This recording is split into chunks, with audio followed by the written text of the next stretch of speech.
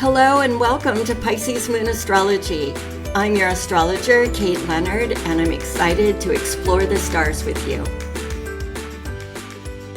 Hi everyone.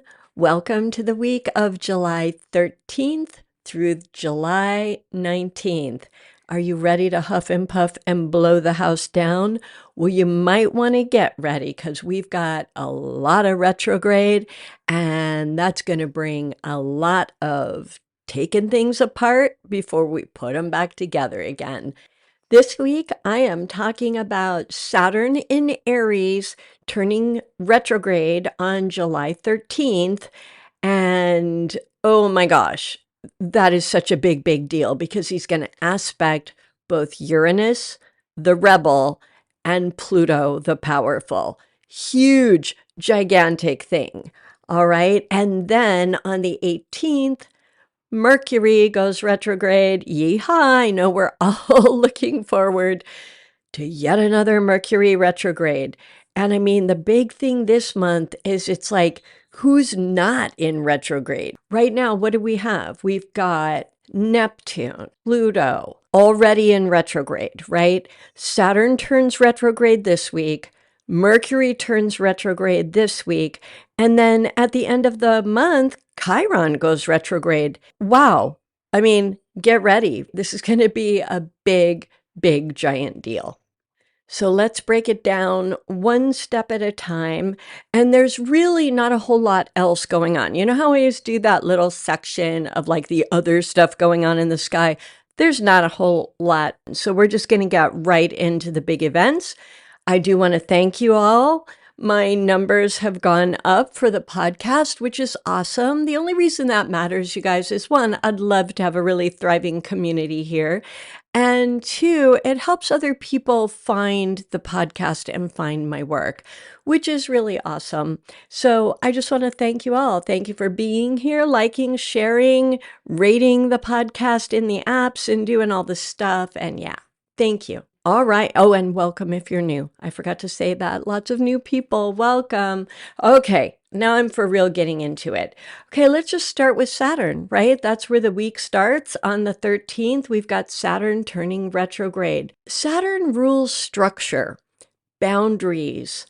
He rules a lot of things, ambition, hard work, the ability to stick to goals. He rules age in general and old age specifically, and, things like death, duty, responsibility. Saturn rules a lot, but in this case, I think what we're really looking at is boundaries and kind of how we have our life structured. So turning retrograde means we're supposed to go back. I know we've been talking about the Saturn movement into Aries and sort of really building structures that suit us, for us, putting ourselves first.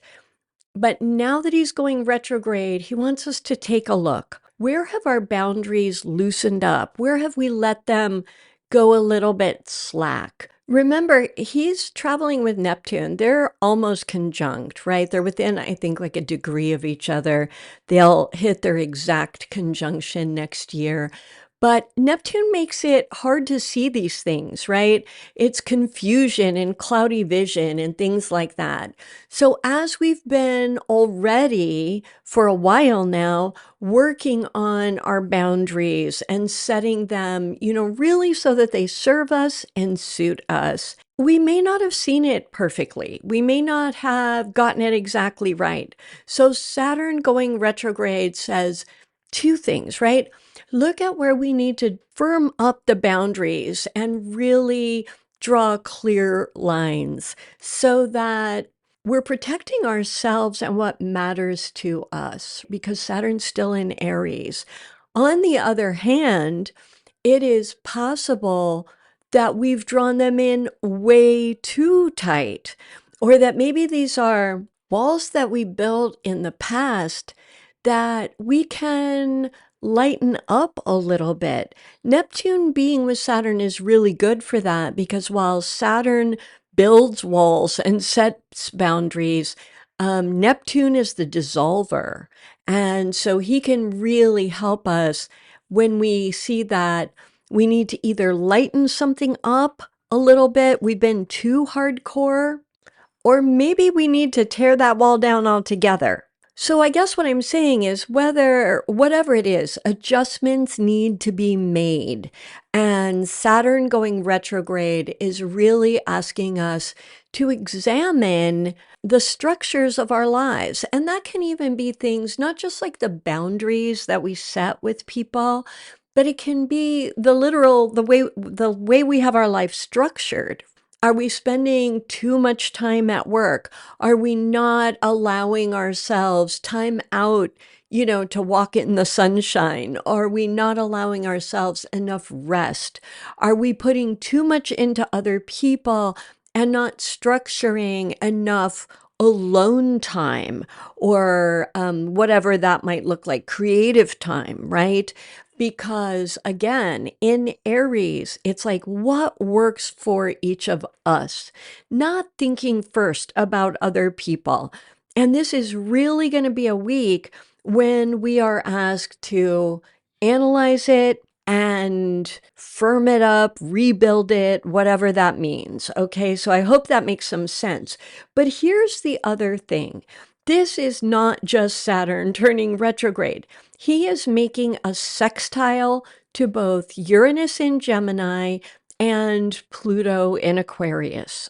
This is so powerful, and it tells us so much about what we're supposed to be doing. And remember, he's in Aries, me first, powerful, putting ourselves, in the center front row of our own lives, right? And Uranus is saying how we structure our lives, how we, set our boundaries so that we're protected, other people aren't encroaching on us in some wrong way. I hope that makes sense. Uranus is saying be authentic. Don't worry about how people are going to think about this. Oh my goodness, I'm going to look all selfish, whatever it is. Uranus says be authentic. And with that sextile to Saturn, that energy is flowing well, and Uranus is going to help us really focus on ourselves and really, step into a space that is ours and only ours. Then we've got Pluto on the other side in Aquarius, also making a sextile, and Pluto is about power, making a sextile to Saturn in Aries. Personal power. How do we step into our personal power? Our authentic personal power. It's all really sort of shockingly unified this week. As far as the aspects to Saturn go, it's about authenticity, personal power, and really structuring our lives so that they support who we are and what we need. Saturn is also about tradition and old ways of doing things.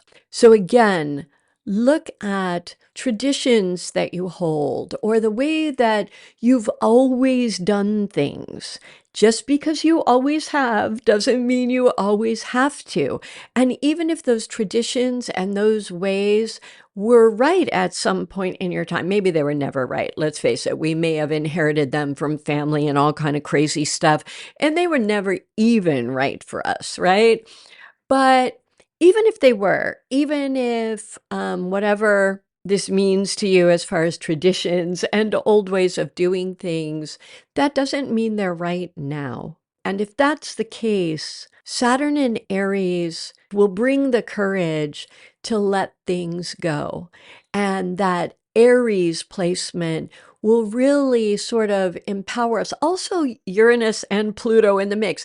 It's going to really empower us and give us the courage to reject what doesn't work any longer. We get to do that. Just because something's always been in our relationship, our family, our job, or whatever it is, look and see where Aries falls in your chart, because the house placement is going to give you a big clue about what needs restructuring right now. Oh, and we're going to keep working on this area, restructuring, whatever it is that's coming up for us this week.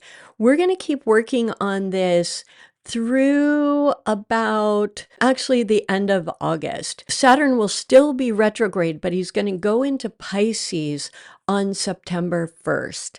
So even though he'll still be retrograde and we will still be working on restructuring and things like that, it will go into a different area of our lives at that point. So the stuff that's coming up this week when the retrograde starts, we're going to have some time to work on that. So when you start feeling it, or when you know it's like, oh wow, today Saturn goes retrograde, I've got to go out and like tear the walls down, right? Do it if you want to do it. And for some of us, it does. It comes like a flash. But Saturn is pretty slow moving and really pays off to thoughtful step-by-step action. He's the mountain goat who makes it to the top of the hill, but it's by one step at a time climbing that mountain. So don't feel like you have to run out, dismantle your entire life right this week. Just know that that energy is starting now. It's going to go through to the end of August. All right. And then we'll be restructuring in a Pisces way. So it becomes a totally different thing at that point. Okay, now on to the 17th. And we've got Mercury turning retrograde. He'll be in Leo. And you know what? I'm not going to even go into all of the Mercury retrograde stuff. Y'all know it, right? Stuff's going to go wackadoo. In fact, this pre-shadow, I've been having crazy Mercury snafus the whole time he's been in pre-shadow. And I know I haven't been alone because clients, oh my gosh, a million clients saying, already talking about the crazy tech stuff, car stuff, all kinds of just crazy, crazy thing. I have a really good friend who just bought a new car and it showed up and there was some kind of problem with the paint job and she had to not accept the car and they have to try to buff it out. What are you talking about? And Mercury's not even retrograde yet. So expect all of the normal stuff, car trouble, email snafus, miscommunications of every conceivable kind, especially the public ones, because he's in Leo, travel plans delayed, tech going haywire, all that stuff, right? Just get ready. Just get ready. This one's a big one. But remember Venus? I know you all like when I do episodes on Venus. I should have just said way up front that I would be talking about Venus because I know a lot more people would have listened. Anywho, when Mercury turns retrograde, he's going to be in an exact sextile with Venus in Gemini. This means a couple of things. One, I think the early part of this retrograde story is going to have a weird kind of nostalgic feel to it. It's like, think about looking behind us, like looking to the past, but in that sort of warm, fuzzy way, that true nostalgia where you look back and it's not regret. It's not like looking behind and being filled with regret that you shoulda, woulda, coulda, or being totally sad because, oh, the glory days are over. Or is that just me because I'm old? Anyway, you know what I'm saying? This is a true nostalgia where there's going to be some time spent, I believe, for a lot of us, where we're kind of looking back with fond, sweet memories. Look at where Leo and Gemini, look at where they're at in your chart, because that might give you some hint about what kind of memories. This could be about family members, lovers, just good times with friends, the just looking back and being like, that was beautiful. I think there's going to be that feel for a lot of us at the beginning, at least, of this retrograde. And I kind of love that. But let's get to the kind of more obvious sort of thing that's going on here. Mercury retrograde talking to Venus. Ex-lovers gonna be coming around. Oh yeah, no doubt about it. For a lot of people, get ready to talk to the Exes, right? And Venus is in Gemini, so it's definitely going to be communication. The emails, the texts, the phone calls, the whatever y'all do now, the DMs. I don't know. Whatever you guys do, some old lover's going to be doing it for sure. It's pretty guaranteed. Now, here's the little problem with that nostalgia bit and the old lover bit. Let's jam these two things together, right? We're going to be looking back going, ooh, wasn't that lovely? Yeah, old lover calls up, texts, does whatever. You know those rose-colored glasses? You know how when you look back and a lot of the minor bad stuff has kind of faded away and you're like, oh, remember when I was in college? Remember how great it was? And we used to do this and that. Or remember high school? And it was so much fun. Yeah, it was also torture, right? When you really stop and think about it. But you can get into that weird nostalgic mood where all you kind of remember is the hearts and flowers. Okay, we're talking about this ex-lover thing now. So this person contacts you and you kick into that nostalgia thing. Here's my little worry. I love the nostalgia thing. The ex-lover thing just is what it is. But smash those two together and you could get that, oh, remember when I was with him or her? It was so good. And remember how we stayed up all night and we talked all night? You know how you do that thing? And that's all true. It's not like you're fantasizing. You really did do that. But then the next day you were screaming at each other, or he wasn't returning your text, or, whatever it was. But we're only remembering those late night phone calls.